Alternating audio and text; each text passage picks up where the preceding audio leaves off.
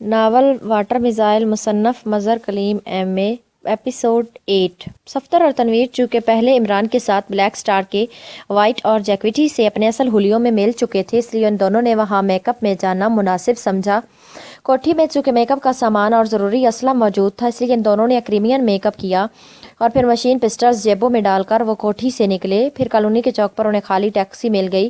کوٹھی میں کار ایک ہی موجود تھی اور عمران اور کیپٹن شکیل نے چونکہ سولاس تفریحی اسپاٹ پر جانا تھا جو وہاں سے کافی فاصلے پر تھا، اس لیے انہوں نے کار عمران اور کیپٹن شکیل کے لیے چھوڑی اور خود ٹیکسی پر جانے کا فیصلہ کیا تھا۔ ٹیکسی اب بلیک سٹار کلب کی طرف بڑھی چلی جا رہی تھی اور صفدر اور تنویر دونوں عقبی سیٹ پر بیٹھے ہوئے تھے۔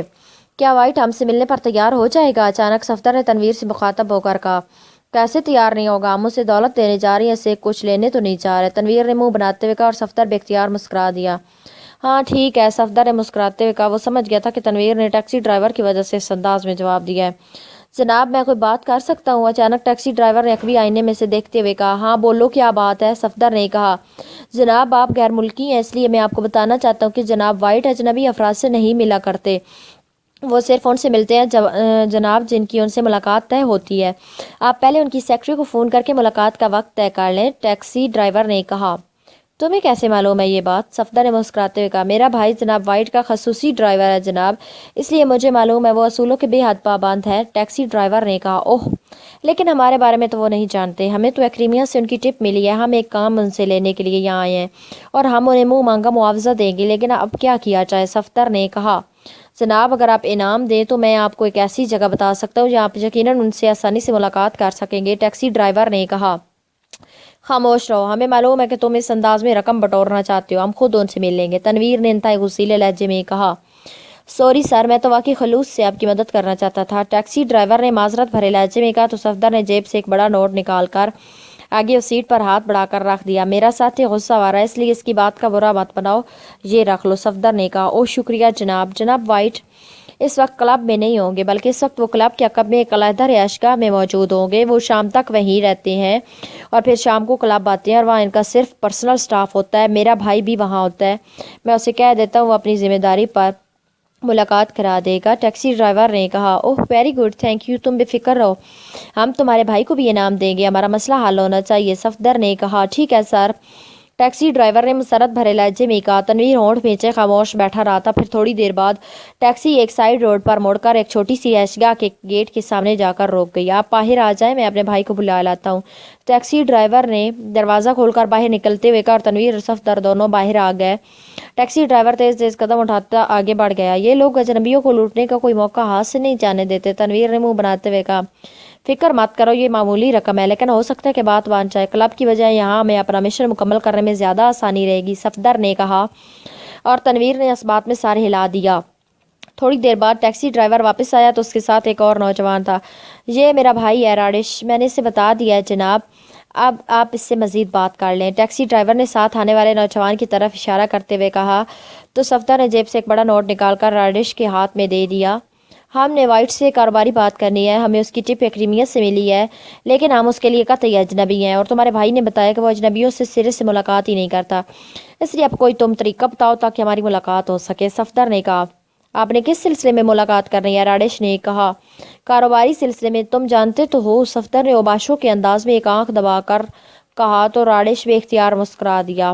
اوکے ٹھیک ہے، آئیے میرے ساتھ، اور ٹونی تم جاؤ، راڑش نے کہا اور آخر میں اس نے ٹیکسی ڈرائیور سے مخاطب ہو کر کہا۔ اوکے، ٹیکسی ڈرائیور نے تنویر اور صفدر کو سلام کرتے ہوئے کہا اور وہ دونوں سر ہلاتے ہوئے راڑش کے پیچھے کوٹھی کی طرف بڑھنے لگے۔ یہاں کتنا سٹاف رہتا ہے؟ صفدر نے پوچھا۔ جناب 2 گارڈز ہیں، ایک بٹلر، ایک کچن بوائے اور ایک میں ڈرائیور، راڑش نے جواب دیا تو صفدر نے تنویر کی طرف دیکھا تو تنویر نے اس بات میں سر ہلا دیا۔ رہائش گاہ کے پھاٹک پر 2 مسلح گارڈز موجود تھے۔ آئیے جناب آئیے، راڑش نے کہا اور صفدر اور تنویر دونوں نے اس بات میں سر ہلا دیے۔ دونوں گارڈز خاموش کھڑے رہے اور دونوں راڑش کے پیچھے چلتے ہوئے آگے بڑھتے چلے گئے۔ برآمدے کے قریب پہنچ کر راڑش مڑا۔ آپ یہاں رکیں جناب، میں صاحب کو راضی کرتا ہوں، راڑش نے کہا۔ ٹھیک ہے، صفدر نے کہا اور راڑش سر ہلاتا ہوا آگے بڑھ گیا۔ میں ان دونوں گارڈز کو آؤٹ کرتا ہوں، تنویر نے کہا۔ ایک منٹ، پہلے راڑش کا جواب سن لیں، میرا خیال ہے راڑش جس اعتماد سے ہمیں لے آیا لگتا ہے اس کا وائٹ پر خاص اثر ہے، صفدر نے کہا۔ وائٹ تربیت یافتہ ایجنٹ ہے، وہ آسانی سے اس طرح آمادہ نہیں ہوگا، تنویر نے کہا۔ نہیں ہوگا تو پھر کارروائی کر لیں گے، صفدر نے کہا تو تنویر نے اس بات میں سر ہلا دیا۔ तकरीबन 10 मिनट बाद राडिश मुस्कुराता हुआ वापस आता दिखाई दिया। आइए जनाब, मैंने साहब को राज़ी कर लिया है।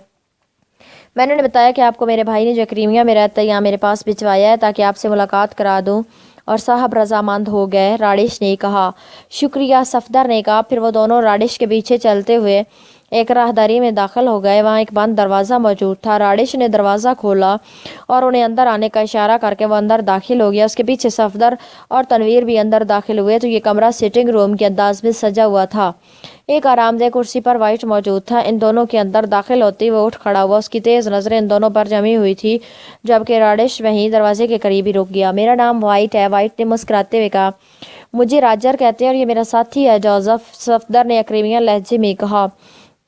आपने मुझसे मुलाकात के लिए बड़ा लंबा चक्कर चलाया है, क्या कोई ख़ास बात है? वाइट ने कहा तो सफदर भी इख्तियार हंस पड़ा। हमें बताया गया था कि आप अजनबियों से मुलाकात नहीं करते और हम बहरहाल आपके लिए अजनबी थे और हमें आपसे ज़रूरी काम भी था, सफदर ने कहा। ओ अच्छा, तशरीफ़ रखे। राडिश, जाकर शराब ले आओ, वाइट ने कहा। यस सर, राडिश ने कहा और मुड़कर कमरे से बाहर निकल गया, जबकि सफदर और तनवीर दोनों वाइट के सामने कुर्सियों पर बैठ गए।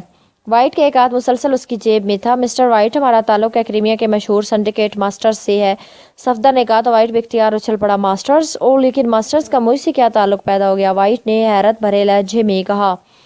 मास्टर्स को जहाँ काट में एक शख्स फेराडन की तलाश है, वो सिंडिकेट का बहुत भारी मकरूज़ है और क्रीमिया से फरार हो गया। सिंडिकेट उसे तलाश करती रही है। अब मालूम हुआ है कि वो काट में मौजूद है और उसे ब्लैक स्टार क्लब में आते जाते देखा गया है। इसलिए हम आपसे मिलना चाहते थे कि आप फेराडन के बारे में हमें मालूमात दे दें। हम आपको इसका मुआवजा देने के लिए तैयार हैं, सफदर ने कहा तो वाइट का हाथ उसकी जेब से बाहर आ गया। उसी लम्हे दरवाज़ा खुला और राडिश अंदर दाखिल हुआ। उसके हाथ में एक ट्रे थी जिसमें शराब के 3 जाम रखे हुए थे। उसने एक एक जाम इन तीनों के सामने रखा और ट्रे उठाकर एक तरफ खड़ा हो गया। तुम जाओ राडिश, वाइट ने कहा। यस सर, राडिश ने कहा और ट्रे उठाए बाहर चला गया। लीजिए, वाइट ने कहा। शुक्रिया, सफदर ने कहा और जाम उठा लिया, लेकिन दूसरे लम्हे उसके हाथ ने एक झटका खाया और शराब सामने बैठे हुए वाइट के चेहरे पर छपाके से पड़ी और वाइट चीखता हुआ कुर्सी समेत पीछे की तरफ हटा ही था कि सफदर बिजली की सी तेजी से उठकर इसकी तरफ बढ़ा। फिर इससे पहले कि वाइट संभलता, सफदर ने उसे गर्दन से पकड़कर मखसूस अंदाज में झटका देकर हवा में उछालकर फर्श पर मौजूद कालीन पर दे मारा। उसके साथ ही उसकी लात घूमी और फर्श पर लाशऊरी तौर पर उठते हुए वाइट की कानपुट्टी पर पूरी कुव्वत से लात पड़ी और वाइट के हलक से चीख निकली और वह एक बार फिर तड़पा और फिर साकित हो गया। उसका जिस्म ढीला पड़ता चला गया, जबकि तनवीर इस दौरान तेजी से उठकर कमरे से बाहर जा चुका था। सफदर ने आगे बढ़कर उसकी जेब में मौजूद मशीन पिस्टल निकालकर एक तरफ रखा, फिर दोनों हाथों से उसे उठाकर उसने कुर्सी पर दोबारा डाल दिया। तकरीबन 15 मिनट के इंतजार के बाद दरवाज़ा खुला और तनवीर अंदर दाखिल हुआ। क्या हुआ, बड़ी देर लगा दी? सफदर ने कहा। फायरिंग से बचने के लिए हाथों से काम लेना पड़ा, इसलिए देर हो गई, तनवीर ने जवाब देते हुए कहा। ओह वाकिफ, ये तो तुम्हें काफ़ी जद्दोजहद करनी पड़ी होगी, सफदर ने कहा। हाँ जाहिर है, लेकिन इससे क्या फ़र्क पड़ता है? तनवीर ने मुस्कुराते हुए कहा। ये तरबियत याफ्ता है, इसलिए इसको बांधने के लिए रस्सी चाहिए, सफदर ने वाइट की तरफ इशारा करते हुए कहा। कोट पीछे की तरफ कर दो और इसे मेरे हवाले कर दो, फिर देखो किस तरह तोते की तरह बोलता है, तनवीर ने कहा। तुमने इसे हलाक कर देना है, सफदर ने कहा।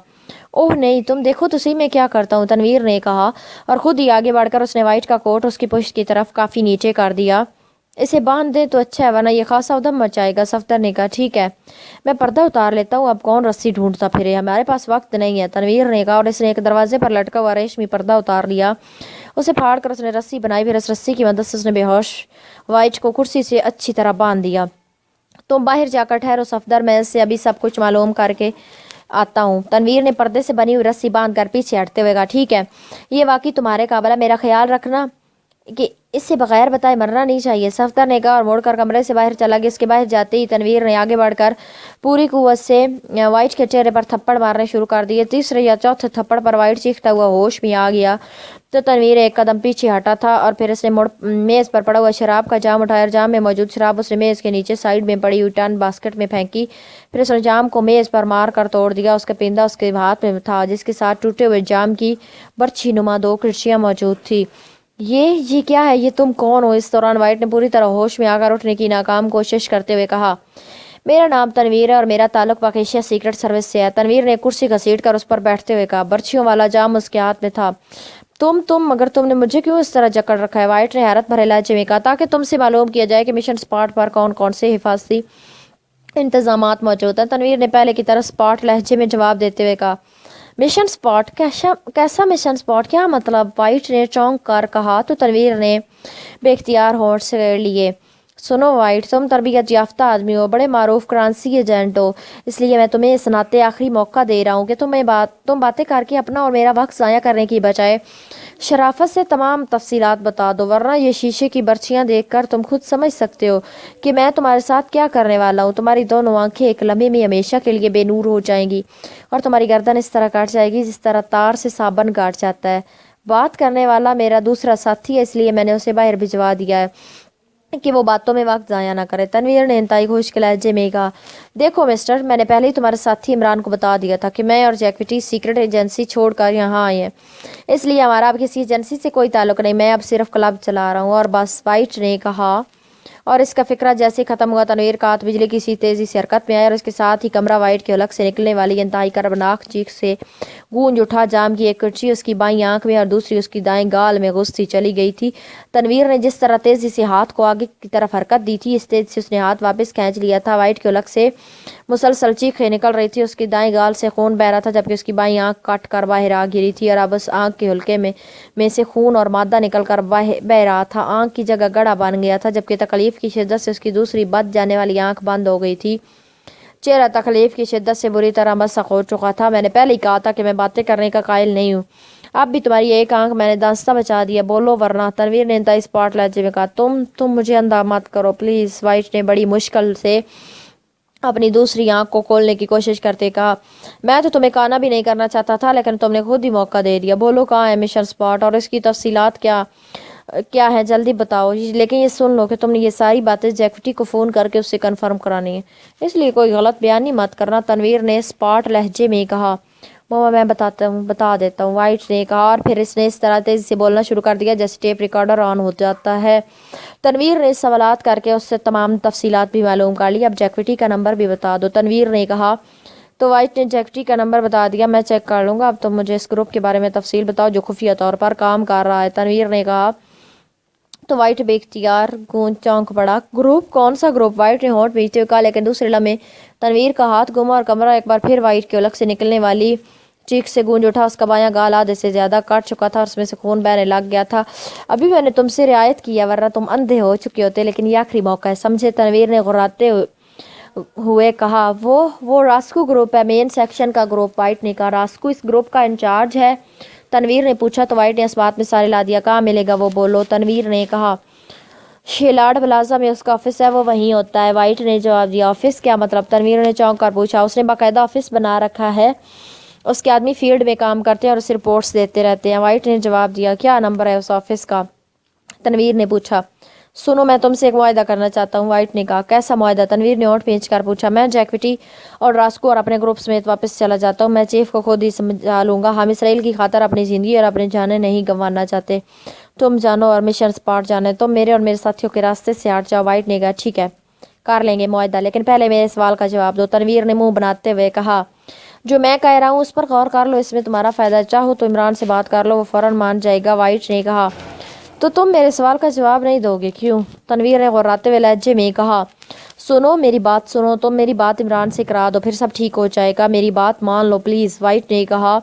लेकिन अभी उसका फिक्रा ख़त्म हुआ ही था कि तनवीर का बाजू घूमा और उसके साथ ही जाम की बर्छियाँ उसकी गर्दन में घुसती चली गई और इसके साथ ही वाइट के अलग से घरघराहट की आवाज़ें निकलने लगी। उसका चेहरा तेज़ से हल्दी की तरह जर्द पड़ता चला गया, उसकी अकलौती जिंदा आंख धुंधली होते होते बेनूर हो गई, उसकी गर्दन से खून के दो फुहारे से निकलकर उसके लिबास पर मुसलसल पड़ रहे थे। तनवीर तेज से मुड़ने ही लगा था कि यकलख्त मेज पर पड़े फोन की घंटी बाज उठी, तो तनवीर तेज से मुड़ा, फिर उसने बाकायदा हाथ बढ़ाकर रिसीवर उठा लिया। यस, तनवीर ने कोशिश की कि लहजा और आवाज़ वाइट जैसी हो जाए। रास्कू बोल रहा हूँ बॉस। इमरान की रिहायशगाह से उसके दो साथी क्रीमियन मेकअप में निकले और फिर टैक्सी में बैठकर वो आपकी रिहायशगाह पर पहुंचे हैं। मुझे अभी जिगर ने रिपोर्ट दी है, मैंने सोचा कि आपको बता दूँ। दूसरी तरफ से एक मुअत्तमाना आवाज़ सुनाई दी। मुझे मालूम है, तनवीर ने कहा और रिसीवर रख दिया। वो ज़्यादा बात नहीं करना चाहता था, इसलिए उसने रिसीवर रखा और तेज़ी से बैरूनी दरवाजे की तरफ बढ़ गया। क्या हुआ? बरामदे में मौजूद सफ्तर ने चौंक कर उससे पूछा और तनवीर ने उसे सारी तफसील बता दी। इसका मतलब है कि हमारी निगरानी हो रही है, सफदर ने तशवीश भरे लहजे में कहा। ہاں، اور یہاں بھی ایک آدمی موجود ہے۔ میں نے راسکو سے زیادہ بات اس لیے نہیں کی کہ عمران کی طرح وائٹ کے لہجے اور آواز کی نقل نہیں کر سکتا، اور اگر راسکو پہچان جاتا تو معاملات بگڑ بھی سکتے تھے۔ تنویر نے جواب دیتے ہوئے کہا، لیکن اب اس آدمی کو کیسے ڈاج دیا جائے جبکہ ہم اب تک اسے چیک بھی نہیں کر سکے؟ صفدر نے کہا، کیا ضرورت ہے ڈاج دینے کی؟ یہاں سے سیدھے شیلاڈ پلازا پہنچتے ہیں، وہاں راسکو کو کور کر کے اس سے خود ہی سارے گروپ کو آف کرا دیں گے۔ تنویر نے کہا، لیکن ہمارے بعد اگر وہ آدمی اندر آیا تو پھر؟ صفدر نے کہا، وہ ہمارے پیچھے جائے گا، اندر کیوں آئے گا؟ وہ تو ہماری نگرانی کر رہا ہوگا۔ تنویر نے کہا، اوہ واقعی ٹھیک ہے، آؤ۔ صفدر نے کہا، لیکن پھر ٹھٹک کر رک گیا۔ کیا ہوا؟ تنویر نے چونک کر پوچھا۔ عمران صاحب کو کال کر کے بتا دیا جائے تو بہتر ہے، اور باہر کی نسبت یہاں سے زیادہ محفوظ کال کی جا سکتی ہے۔ صفدر نے کہا تو تنویر کے اسبات میں سر ہلانے پر صفدر مڑا اور واپس راہداری میں آ گیا۔ اس نے جیب سے 05 ٹرانسمیٹر نکال کر اس کا بٹن آن کر دیا۔ چونکہ یہ فکس فریکوینسی کا ٹرانسمیٹر تھا اور اس کا دوسرا سیٹ عمران کے پاس تھا، اس لیے اسے فریکوینسی ایڈجسٹ کرنے کی ضرورت نہ تھی۔ Hello hello S S calling, Safdar نے اپنے کوڈ نام سے کال دیتے ہوئے کہا۔ اس نے کال لکریمی لہجے میں ہی کی تھی۔ کیا مطلب؟ یہ دوسرا ایس تو جولیا کے ساتھ تھا، وہ تمہارے پاس کیسے پہنچ گیا؟ دوسری طرف سے عمران کی آواز سنائی دی۔ وہ اپنے اصل لہجے میں بول رہا تھا، میرا پورا نام صفدر سعید ہے عمران صاحب۔ اس بار صفدر نے اپنے اصل لہجے میں جواب دیتے ہوئے کہا، اوہ تو تم پہلے ہی ڈبل ایس ہو۔ بہرحال کیا ہوا ہے؟ کیا تنویر آؤٹ آف کنٹرول ہو گیا؟ عمران نے کہا تو صفدر نے مختصر طور پر تمام حالات بتا دیے۔ گڈ، تم ایسا کرو کہ فوراً اس راسکو کو کور کرو، میں خود وہاں پہنچ رہا ہوں۔ ہمیں پہلے اس گروپ کو آف کرنا ہوگا۔ میں راسکو کی آواز میں اس گروپ کو کور کر لوں گا اور تنویر سے مزید تفصیلات بھی معلوم کر لوں گا۔ عمران نے کہا، آپ نے اب تک کیا ہے؟ صفدر نے مسکراتے ہوئے کہا، کچھ نہیں، میں اور کیپٹن شکیل تفریحی اسپاٹ سے سمندر کا فاصلہ ناپتے رہے ہیں، لیکن ہم دونوں کا ناپ علیحدہ ہے اور ابھی تک متفقہ ناپ طے نہیں ہو سکا، کیونکہ کیپٹن شکیل سمندر کا، میرا مطلب نیوی کا آدمی ہے، اور میں بیچارہ خاکسار، میرا مطلب ہے خاک یعنی زمین کا آدمی ہوں، اور پانی کا پیمانہ اور ہوتا ہے اور خاک کا پیمانہ اور۔ عمران نے جواب دیا، اوکے پھر آپ دونوں ہی شیلاڈ پلازا آ جائیں، وہاں بیٹھ کر کوئی درمیانی ناپ طے کر لیں گے، اوور اینڈ آل۔ صفدر نے ہنستے ہوئے کہا، ٹرانسمیٹر آف کر کے اس نے جیب میں ڈالی اور برآمدے کی طرف بڑھ گیا جہاں تنویر موجود تھا۔ بڑی سی لانچ تیزی سے ساجورا جزیرے کی طرف بڑھی چلی جا رہی تھی۔ چونکہ کاٹ سے ساجورا کا فاصلہ زیادہ نہ تھا، اس لیے دونوں جزیروں کے درمیان ہیلی کاپٹر سروس کے علاوہ لانچوں کی سروس بھی موجود تھی، لیکن چونکہ سیاحوں کے لیے ساجورا جزیرہ بند کر دیا گیا تھا، اس لیے ہیلی کاپٹر سروس وہاں کے لیے بند کر دی گئی تھی، کیونکہ ہیلی کاپٹروں پر صرف سیاح ہی سفر کرتے تھے۔ ساجورا اور کاٹ کے باشندے لانچ میں ہی سفر کرتے تھے، اس لیے جولیا اور صالحہ دونوں ہی لانچ پر ساجورا جا رہی تھی۔ وہ دونوں اس وقت مقامی میک اپ میں تھی اور ان کی جیبوں میں باقاعدہ کاغذات موجود تھے۔ جن دو لڑکیوں کی انہوں نے کاغذات حاصل کیے تھے، ان کے میک اپ میں ہی وہ ساجورا جا رہی تھی۔ جولیا نے باقاعدہ ان سے بھاری رقم کی عوض یہ سودا کیا تھا کہ وہ 2 روز تک اپنی رہائش گاہ سے باہر نہیں آئیں گی، اور اس نے انہیں دھمکی دی تھی کہ اگر وہ باہر آئیں تو ان کے ساتھی ان دونوں کو ہلاک کر دیں گے۔ مجھے ان دونوں کی طرف سے خاصی فکر ہے جولیا، اگر انہوں نے اطلاع کر دی تو ہم چوہوں کی طرح پکڑی جائیں گی۔ صالحہ نے کہا، اس وقت وہ دونوں لانچ کے عقبی حصے میں کرسیوں پر بیٹھی ہوئی تھی، جبکہ لانچ چلانے والا لانچ کے اگلے حصے میں بنے ہوئے کیبن میں موجود تھا، اس لیے ان کی آواز وہاں تک نہ پہنچ سکی تھی۔ ایسی کوئی بات نہیں ہے، ایک تو انہیں رقم مل گئی ہے، دوسری دھمکی۔ میں دراصل خواہ مخواہ 2 بے گناہ لڑکیوں کو ہلاک نہیں کرنا چاہتی تھی، جولیا نے جواب دیا تو صالحہ نے اس بات میں سر ہلا دیا، انہیں ہلاک کرنے کی تو میں ابھی قائل نہیں ہوں، لیکن بس میرے ذہن میں خدشہ ابھرا تھا۔ صالحہ نے کہا، چھوڑو ان خدشات کو، اگر ایسا ہو بھی گیا تو دیکھا جائے گا۔ جولیا نے کہا، اچھا آپ یہ بتاؤ کہ اگر تمہارا اندازہ غلط نکلا اور وہاں ساجورا میں واقعی فوجی مشقیں ہو رہی ہوئی تو پھر ہمارا وہاں جانا ہمارے مشن کے لیے نقصان دہ بھی تو ہو سکتا ہے۔ صالحہ نے کہا، اوہ ایسی کوئی بات نہیں صالحہ، کاٹ میں عمران اور اس کے دوسرے ساتھی موجود ہیں اور ظاہر ہے وہ مشن پر کام کر رہے ہیں۔ جولیا نے جواب دیا، وہ تو ٹھیک ہے، لیکن چیف نے تو ہمیں مشن کی تکمیل کے لیے بھیجا ہے، عمران اور دوسرے ساتھیوں کو صرف بلیک سٹار کو الجھانے کے لیے بھیجا ہے۔ صالحہ نے کہا، چونکہ عمران بلیک سٹار کی نظروں میں آ چکا تھا اس لیے چیف نے یہ سیٹ اپ کیا، ورنہ اصل مقصد تو مشن مکمل کرنا ہے۔ اور یہ سن لو کہ جس انداز میں یہ سارا سیٹ اپ سامنے آیا ہے، مجھے یہ سب مصنوعی لگ رہا ہے، اس لیے میرا خیال ہے کہ یہ مشن کاٹ میں نہیں ہوگا، اس لیے میں ساجورا جا رہی ہوں۔ جولیا نے جواب دیتے ہوئے کہا، لیکن کیا یہ بات عمران یا چیف نہیں سوچ سکتا جو تم نے سوچی ہے؟ صالحہ نے کہا، عمران اور چیف بہرحال کہیں نہ کہیں سے معلومات حاصل کر لیں گے اور کنفرم ہو کر مشن مکمل کریں گے، جبکہ ہم دونوں کے پاس ایسا کوئی ذریعہ نہیں ہے، اس لیے ہمیں خود کام کرنا پڑے گا۔ اگر ساجورا میں کچھ نہ ہوا تب بھی کوئی فرق نہیں پڑتا، کیونکہ ہم پھر مطمئن اور پرجقین ہو کر واپس کاٹ پہنچ جائیں گی۔ جولیا نے کہا تو صالحہ نے بے اختیار ایک طویل سانس لیا۔ تمہارا اس طرح سانس لینا بتا رہا ہے کہ تم مطمئن نہیں ہو، جولیا نے مسکراتے ہوئے کہا۔ ہاں، دراصل مجھے تمہاری یہ بات ہرگز سمجھ میں نہیں آ رہی کہ یہاں چیف اور عمران کنفرم ہے وہاں کام کرنے کی بجائے تم ادھر ادھر بھاگ رہی ہو، صالحہ نے کہا تو جولیا بے اختیار ہنس پڑی۔ آخر تم اس بارے میں اس قدر الرجک کیوں ہو رہی ہو؟ جولیا نے کہا۔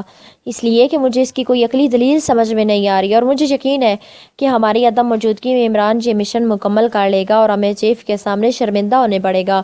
صالحہ نے کہا، اوہ تو تم اس لیے پریشان ہو؟ بہرحال فکر مت کرو، سب ٹھیک ہو جائے گا، جولیا نے کہا تو صالحہ نے ایک بار پھر طویل سانس لیا۔ تھوڑی دیر بعد ساجورہ جزیرے کی مخصوص گھاٹ پر جا کر لانچ رک گئی تو وہ دونوں نیچے اتری اور آگے بڑھتی چلی گئی۔ کاغذات کی سرسری سی چیکنگ کے بعد انہیں کلیئر کر دیا گیا۔ باہر ٹیکسیاں موجود تھے۔ جولیا نے ایک ٹیکسی کا عقبی دروازہ کھولا اور صالحہ کو بیٹھنے کا اشارہ کر کے وہ بھی عقبی سیٹ پر بیٹھ گئی۔ کہاں جانا ہے؟ ٹیکسی ڈرائیور نے مؤدبانہ لہجے میں کہا۔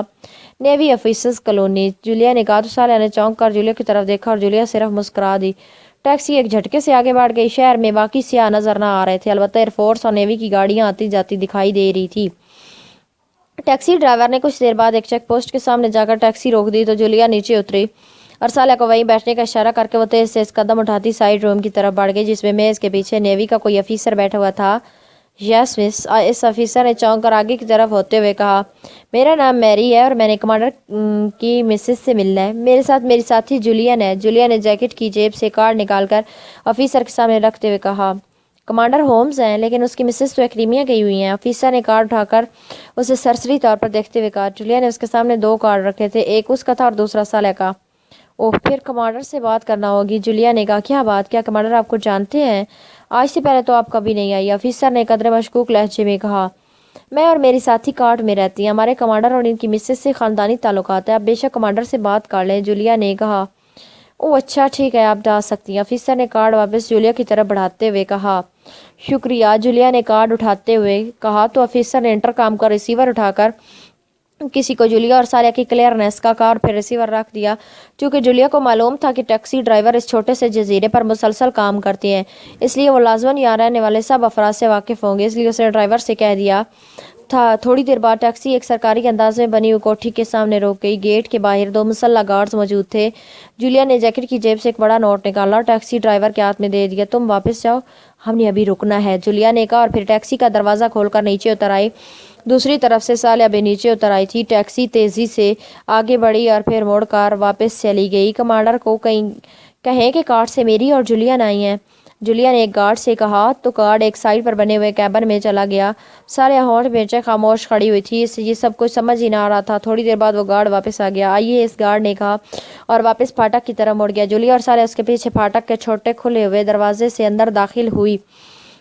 پھر ان دونوں کو برآمدے کے کونے میں موجود ایک ڈرائنگ روم میں بٹھا کر گارڈ واپس چلا گیا۔ یہ کیا چکر ہے جولیا؟ صالحہ نے حیرت بھرے لہجے میں کہا۔ ہم نے اس کمانڈر سے معلومات حاصل کرنی ہے، جولیا نے جواب دیا۔ پھر اس سے پہلے کہ صالحہ مزید کچھ بولتی دروازہ کھلا اور ایک لمبے قد اور ورزشی جسم کا آدمی اندر داخل ہوا۔ اس کے چہرے پر سختی کے تاثرات نمایاں تھے، لیکن اس نے گھریلو ٹائپ کا لباس پہنا ہوا تھا۔ اس کے اندر داخل ہوتے ہی جولیا اٹھ کھڑی ہوئی اور اس کے ساتھ ہی صالحہ بھی اٹھ کھڑی ہوئی تھی۔ ہیلو میری، تم یہاں کیسے آنا ہوا اور یہ کون ہے؟ آنے والے نے کہا۔ اس کے لہجے میں ہلکی سی بے تکلفی تھی۔ یہ میری روم فیلو جولین ہے اور اس کی وجہ سے ہی میں آئی ہوں، جولیا نے مسکراتے ہوئے جواب دیا۔ اوہ کیا بات ہے، بیٹھو، اس آدمی نے کہا اور سامنے صوفے پر بیٹھ گیا تو جولیا اور صالحہ بھی صوفوں میں بیٹھ گئی۔ یہ جولین ایکڈیمیا میں ایک میزائل لیبارٹری میں کام کرتی رہی ہے، واٹر میزائل لیبارٹری میں۔ اب اس سے معلوم ہوا ہے کہ واٹر میزائل کسی خاص مشن کے سلسلے میں ساجورہ پہنچ رہا ہے۔ اس کے ساتھ اس کو نصب کرنے والا خصوصی ماہر ڈگ بھی لازماً آ رہا ہوگا، اور ڈگ جولین کا بوائے فرینڈ بھی اور منگیتر بھی۔ یہ اس سے ملنا چاہتی ہے، اس نے مجھ سے بات کی تو میں نے سوچا کہ آپ سے ملاقات کر لیتے ہیں، کیونکہ یہاں آپ سے بڑا افسر تو کوئی نہیں ہو سکتا، جولیا نے مسکراتے ہوئے کہا۔ واٹر میزائل اور ساجورہ میں؟ اوہ نہیں، ایسی تو کوئی اطلاع نہیں ہے، کمانڈر نے خشک لہجے میں کہا۔ لیکن جولیا نے بہرحال محسوس کر لیا تھا کہ واٹر میزائل کا لفظ سن کر کمانڈر کا چہرہ ایک لمحے کے لیے بدل گیا تھا، لیکن پھر اس نے اپنے آپ پر قابو پا لیا تھا۔ اوہ، اطلاع تو حتمی ہے، پھر آپ کو کیسے معلوم؟ نہیں، جولیا نے حیران ہو کر کہا۔ کس نے اطلاع دی ہے؟ کمانڈر ہومز نے اس بار قدرے زیادہ خشک لہجے میں کہا۔ اس کے منگیتر ڈگ نے یہ اطلاع دی ہے، جولیا نے جواب دیتے ہوئے کہا۔ ڈگ کو فون نمبر بتاؤ، میں خود اس سے بات کرتا ہوں۔ اس نے کیسے غلط اطلاع اور کیوں دی ہے؟ کمانڈر ہومز نے کہا۔ وہ تو اس وقت ساجورہ پہنچنے والا ہوگا، آپ کیسے اسے فون کریں گے؟ اس نے بتایا تھا کہ وہ کریبین نیوی کے ابدوز میں واٹر میزائل لے کر ساجورہ پہنچ رہا ہے، جولیا نے کہا۔ نہیں، یہ سب غلط ہے، کمانڈر ہومز نے کہا اور اس کے ساتھ ساتھ وہ اٹھ کھڑا ہوا۔ اس کے اٹھتے ہی جولیا اور صالحہ بھی اٹھ کھڑی ہوئی۔ بس اب تم جا سکتی ہو، کمانڈر ہومز نے کہا اور تیزی سے مڑ کر کمرے سے باہر چلا گیا۔ آؤ جولین، اب مزید کیا ہو سکتا ہے؟ جولیا نے معنی خیز نظروں سے صالح کی طرف دیکھتے ہوئے کہا، اور صالح نے بھی اس بات میں سارے لا دیا۔ پھر وہ دونوں کمرے سے باہر آ گئی۔ کوٹھی کے اندر کوئی آدمی نظر نہ آ رہا تھا، البتہ باہر 2 گارڈز موجود تھے۔ جولیا خاموشی سے اس راہداری کی طرف مڑ گئی جس کا دروازہ ابھی تک حرکت کر رہا تھا۔ جولیا اور صالح دونوں دروازہ کھول کر راہداری میں داخل ہوئی تو ایک کمرے کے کھلے دروازے سے روشنی باہر